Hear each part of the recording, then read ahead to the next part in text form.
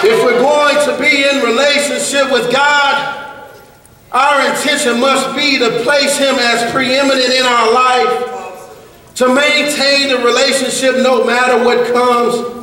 And finally, we got to just be willing to sacrifice sometimes. Jesus says, or suppose a king is about to go to war against another king. Won't he first sit down and consider whether he's able with 10,000 men to oppose the one coming against him with 20,000? If he's not able, he will send a delegation, while the other is afar off, and ask for terms of peace. In the same way, those of you who do not give up everything, you cannot be my disciples. Salt is good, but if salt loses its saltiness, how can it be made salty again? It is fit neither for the soil nor for the manure pile. It's thrown out. Whoever has ears to hear, let him hear. Here Jesus uses this example of a king who recognizes that the war in which they are about to engage may be a costly one. But they consider a way in which to maintain their livelihood despite the fact that they are overmatched.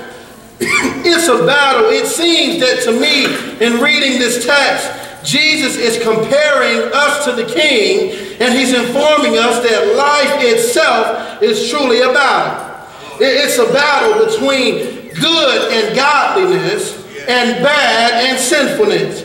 Jesus is informing the crowd and us today that if we're truly seeking to be in a relationship with him, we must understand the context for which we are developing this relationship. That if we take a look around, the battle that needs to be fought, we are truly ill prepared for. In and of ourselves, we are ill equipped to be in the battle. We're showing up to battle, and from the outset, we're overmatched, Reverend Gordon. In and of ourselves, we are sure to lose. But what he's explaining is that we can see afar off what the battle is and what it'll be like.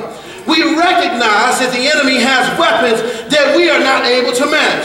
You all know what I'm talking about. Paul described it like this: for we do not wrestle against flesh and blood, but against principalities and powers and spiritual wickedness in heavenly places. Jesus is explaining that while overmatched humanly, spiritually we have access to a weapon of mass destruction. But in order to get hold of the weapon, we must sacrifice our pride, our way, our mindset totally and completely to him so he might take control. For if we don't, we will be destroyed.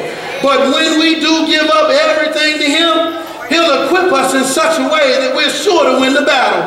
For though we walk in the flesh, we do not war according to the flesh.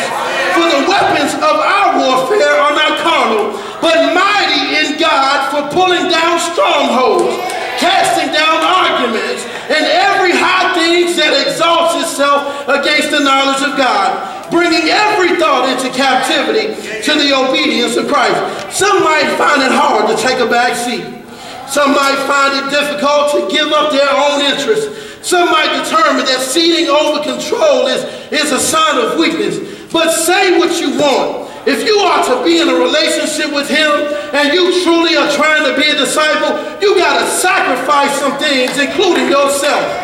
The Apostle Paul understood it what it meant to strive for discipleship. He said, for Christ's sake, I delight in weakness, in insults, in hardships, in persecutions, in difficulties. For when I am weak, he is strong. John the Baptizer understood it when he said, he must increase, and I must decrease. So the question this morning is, what's your intention? If we're going to be a disciple, we ought to be able to commit ourselves totally and completely to God.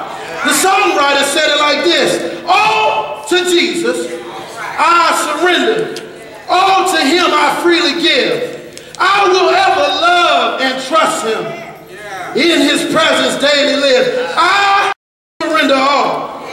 I surrender all to Jesus. I surrender. I surrender all. The question this morning is, what's your intention? What is your intended result from being in this relationship? You can't be just coming to church. Amen. You can't just come to Bible study. It's not just to grow in your knowledge, but it's truly to be in relationship with Him. What's your intention? Amen.